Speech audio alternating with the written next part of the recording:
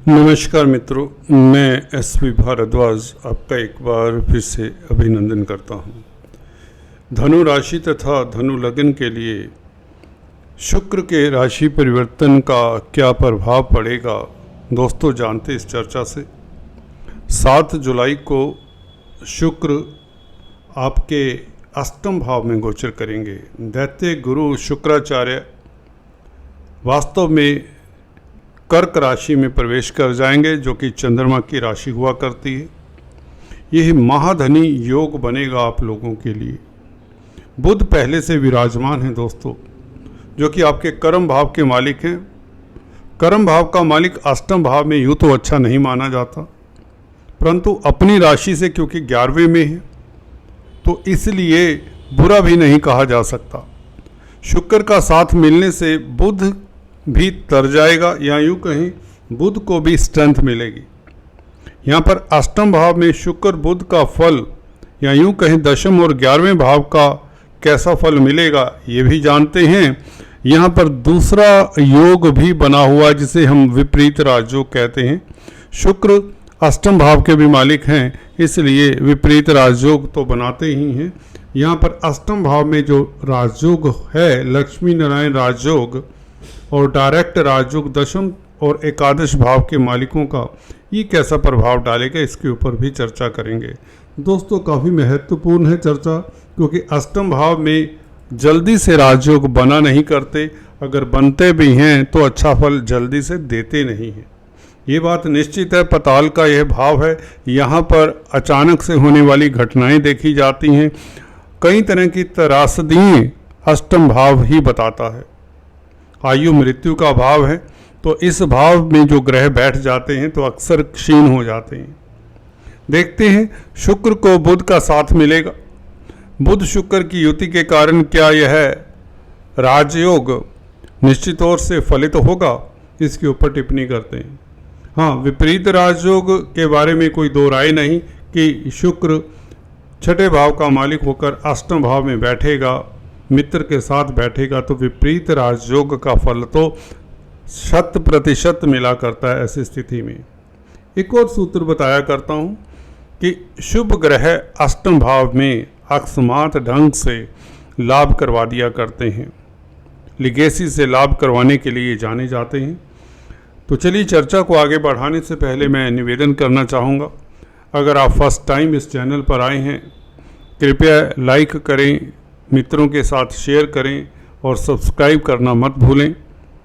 अगर आप काफ़ी समय से हमारे इस चैनल को देख रहे हैं और ज्योतिष सीखना चाहते हैं तो भी आप भी सब्सक्राइब करें, कंजूसी मत किया करें।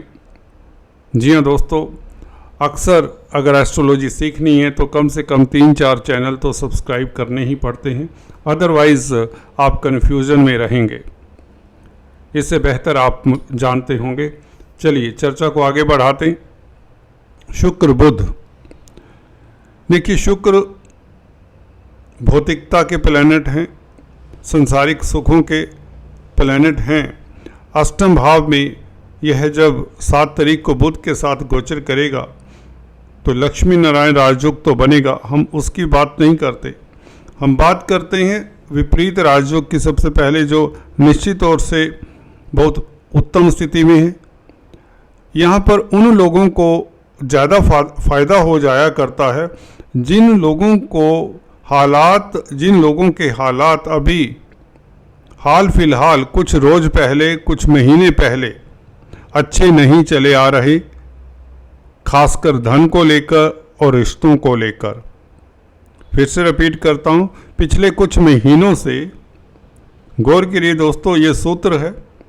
विपरीत राजयोग जब गोचर में इस तरह से बनता है, ये 24 दिनों के लिए बनेगा, उनको लाभान्वित कर जाएगा जो पिछले कुछ समय से, हो सकता है पिछले महीने से या पिछले 3-4 महीने से, या इस साल में अभी कोई अच्छी स्थिति में नहीं रहे, जिन्हें तनाव रहा है हर स्थिति को लेकर, नौकरी व्यापार को लेकर, रिश्तों को लेकर, उनके लिए ये शुक्र वैसे ही शुभ प्लैनेट है, विपरीत राजयोग का फल दे सकते हैं।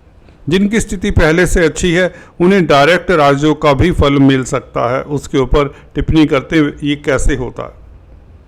देखिए, अगर आपका ग्रह गोचर अच्छा है, दशा अंतर्दशा आपके अनुकूल है, तो ये विपरीत राजयोग आपको स्त्री वर्ग से लाभ दे, अचानक से लाभ दे, गोपनीय कार्यों से लाभ दे। अगर आपका कहीं धन अटका हुआ है, किसी ने धन मार लिया है, तो आपको लाभ हो, क्योंकि लाभ स्थान का मालिक अष्टम भाव में, जो कि पताल का भाव है, तो विपरीत राजयोग भी है, छठे भाव का भी मालिक है। तो ऐसे में आपका जो रुका हुआ धन है, प्रॉपर्टी में इन्वेस्ट करके आप फंस गए, शेयर बाजार में आपने इन्वेस्ट कर दिया, आपका धन अटक गया, कहीं किसी दोस्त को दे दिया, किसी मित्र को, कोई किसी रिश्तेदार को, या कोई ठगी लगा गया, कोई बिल्डर के पास इन्वेस्ट किया कि मकान मिल जाएगा, वह दे ही नहीं रहा। तो इस अवधि में 31 जुलाई तक यह विपरीत राजयोग शुक्र का बनेगा। तो लाभ का तो मालिक है ना, और अष्टम भाव में है। मैंने अक्सर देखा है अष्टम भाव, क्योंकि लाभ स्थान से केंद्र में पड़ता है, तो बुरी स्थिति नहीं है। आपको इस एंगल से भी देख लेना चाहिए, जिस भाव का जो मालिक होता है, शुक्र 11वें भाव का मालिक है, वही अपनी राशि से कहाँ जा बैठा, 3 6 11 में तो नहीं बैठा, ये तो अपनी राशि से दशम स्थान में बैठा है, जो कि केंद्र स्थान है। तो शुक्र अच्छा ही फल देगा। वैसे भी अष्टम भाव में शुभ ग्रह अच्छा फल देते हैं, मैं अक्सर बताता आया हूँ, और चंद्रमा की राशि में कोई बुरा फल देने वाला नहीं है शुक्र। तो यहाँ पर अकस्मात ढंग से आपको लाभ हो, कोई आपकी मनोकामना तक पूर्ण होती है, और खासकर गोपनीय दुख कष्ट दूर करने का ये भी ग्रह विचार करता है। जी हाँ, शुक्र आपका गोपनीय कष्ट, जो सीक्रेट सोरोज होते हैं, उसको भी जड़ से समूल नाश करने में मददगार होता है। शुभ ग्रह बैठ जाए अष्टम भाव में तो शुभता, अशुभ ग्रह बैठ जाएं तो अष्टम भाव दुखों कष्टों को बढ़ाने वाला हो जाता है।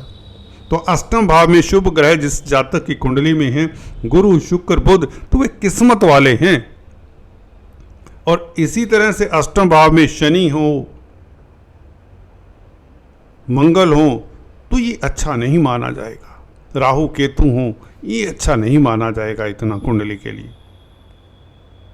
परंतु बुध शुक्र और चंद्रमा स्वग्रही होंगे, आयु लंबी देंगे। इसी तरह से गुरु उच्चके होंगे।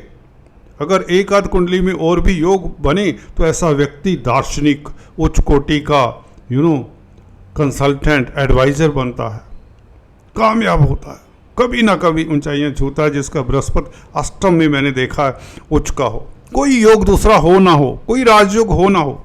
एनीवेज, हम शुक्र बुध की बात करें। किसी ने अभी कमेंट किया, अच्छा लगा कमेंट, ऐसे कमेंट मुझे बहुत भाते हैं कि आप एक शुक्र की जब बात कर रहे हैं तो दूसरे ग्रहों को भी तो देखते नहीं, तो एनालिसिस अधूरा रह जाएगा। इसीलिए मैं चर्चा कंप्लीट करने की कोशिश करता हूँ। मेरी वीडियोस को अगर आप शुरू से अंत तक देखेंगे तो आपको ज़्यादातर समझ आ जाएगा कि मैं दूसरे ग्रहों की भी बात लेकर चलता हूँ। फिर शुक्र बुध के ऊपर जैसे मंगल का प्रभाव है तो उसकी भी बात करूँगा। एनीवेज, ये शुक्र आपको लाभ करवाएगा गोपनीय कार्यों से, अचानक से लाभ करवाएगा, क्योंकि मंगल से दृष्ट है। मंगल स्वग्रही हैं, पंचमेश हैं मंगल। पंचम स्थान शेयर बाजार का, शेयर मार्केट से आपको अचानक से लाभ होगा, क्योंकि शुक्र के साथ संबंध खासकर मंगल का, मंगल पंचमेश है और शुक्र लाभेश है।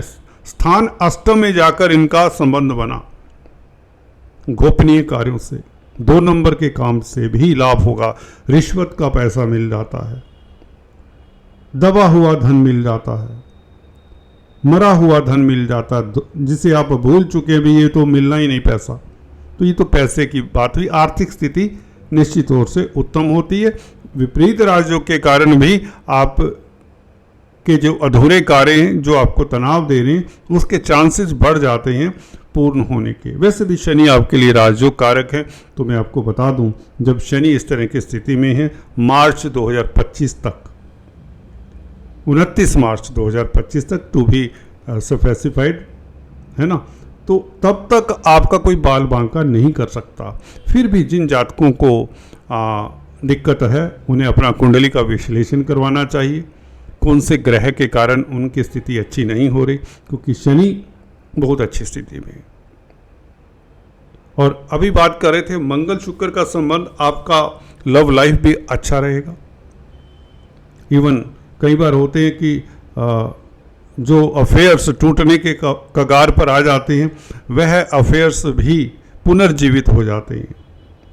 अजनबियों के साथ नाता आपका डेवलप होगा, अनजान लोगों के साथ, और उनसे मदद भी मिलेगी।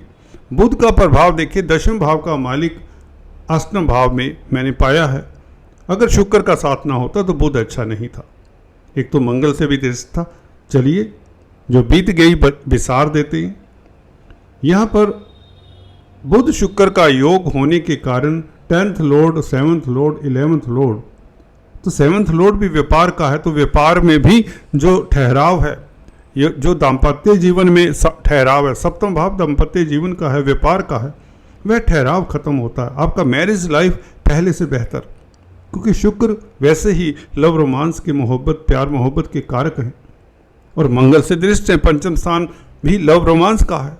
तो शुक्र का संबंध पंचमेश के साथ हो तो व्यक्ति का मैरिज लाइफ, रोमांटिक लाइफ अच्छा हो जाता है। संतान के लिए समय अच्छा रहेगा, संतान के कारण आपका नाम रोशन होगा, क्योंकि पंचमेश हैं मंगल और लाभेश हैं शुक्र, ये दोनों का संबंध बहुत अच्छा रहेगा। कार्य क्षेत्र पर आपका तनाव दूर होगा। कामकाज को लेकर जो फजूल की चिंता बनी हुई थी, बुध के कारण कहें या जैसे भी, मंगल बद योग था, कहीं ना कहीं मंगल की बुध के ऊपर दृष्टि चली आ रही है। जो सच है वो बता रहा हूँ, थोड़ा सा कड़वा भी हो सकता है। तो बुद्धि इतना डिसीजन नहीं ले पाती कई बार, जिनकी खासकर मंगल और बुध की दशा चल रही हो, परंतु ये स्थिति बहुत अच्छी होगी। लक्ष्मी नारायण राजयोग बुध शुक्र का इकट्ठा हो जाना 7 जुलाई से, याद रखिए आपके रुके अधूरे कार्य संपन्न होने शुरू हो जाते हैं। 6 जुलाई से ही आपको मैसेजेस आ जाएंगे। बुध संचार के व्यवस्थाओं के कारक हैं। व्हाट्सएप आएगा, ईमेल आएगा, कोई दोस्त मित्र आपको समाचार दे जाएगा कि आपका फला फला काम हो गया, आपका बिजनेस का अप्रूवल हो गया, बैंक से लोन मिल गया, क्योंकि छठे भाव का मालिक है। कर्जे से निजात मिलने के चांसेस, बिजनेस बढ़ने के चांसेस। ये महीना 7 जुलाई से लेकर 31 जुलाई का बहुत बड़े परिवर्तनों का है। 12 जुलाई को तो मंगल का भी परिवर्तन होगा, वह भी विपरीत राजयोग बनाएगा, तो डबल विपरीत राजयोग हो जाएगा। ये कोई बातें वैसे निरर्थक थोड़ी ना चली जाएंगी। मंगल छठे भाव में भी कोई कम थोड़ी ना, छठे भाव में मंगल तो वैसे ही आपको ऊंचाइयां देने वाला होता है। क्रूर ग्रह उच्च स्थान में, मैं अक्सर बताता आया हूं, ये सूत्र है, मैं कोई सूत्र थोड़ी ना चेंज कर सकता हूं, जो है वही बता रहा हूं। मंगल की बुध के ऊपर दृष्टि अच्छी नहीं रही, आपको तनाव रहा, पीछे काम आपके रुके रहे, धन अटका रहा, व्यापार में मंदी रही। हाँ, दबी लैंग्वेज में पीछे बता देते हैं, आज खुलकर बता रहे हैं, क्योंकि अब समय निकल ही गया। जब अब जो अच्छा समय है उसको तो हम पूरा गाजे बाजे से बताएंगे ना। तो एनीवेज, मेरा यही एक तरीका है, समझाने का भी एक तरीका होता है कुंडली को, ताकि याद रह जाए आपको भी। इस तरह से भारद्वाज जी बता रहे थे तो कुछ बात थी। तो यहाँ पर मंगल का शुक्र के साथ संबंध, एक तो लव रोमांस के लिए स्थितियाँ बेहतर, संतान को लेकर कोई चिंताएं दूर होती हैं, धन की स्थिति बेहतर होती है, अचानक से लाभ होता है, 2 नंबर के पैसे खास आते हैं, और विंडफॉल के योग बनते हैं। लॉटरी सट्टे से, शॉर्टकट से धन आता है। गोपनीय शत्रुओं का नाश होता है जब अच्छे प्लैनेट ऐसे यहाँ पर हों, अष्टम भाव में शुभ प्लैनेट हों, तो आपकी आयु बढ़ती है। आयु बढ़ने से मेरा मतलब ये होता है कि आपका स्वास्थ्य इंप्रूव होता है, आपकी इम्यूनिटी, शरीर का इम्यून सिस्टम है ना, जिनके अष्टम भाव में शुभ प्लैनेट है ना, वो निश्चिंत रहते हैं। ये सूत्र हैं दोस्तों, एक्सपीरियंस से आते हैं। ये शायद ये बुक्स में हमेशा इस तरह से नहीं लिखे मिलेंगे। डायरी रख लिया करें और नोट करते रहा करें, जो मैं अपनी लैंग्वेज में बता देता हूँ। मैं कोई मंत्र नहीं बताता, मैं कोई संस्कृत के श्लोक नहीं बताता। That is not my way of teaching. Anyways, आज इतना ही, फिर से मिलते हैं दोस्तों। Have a nice time, God bless you, सुखी रहो।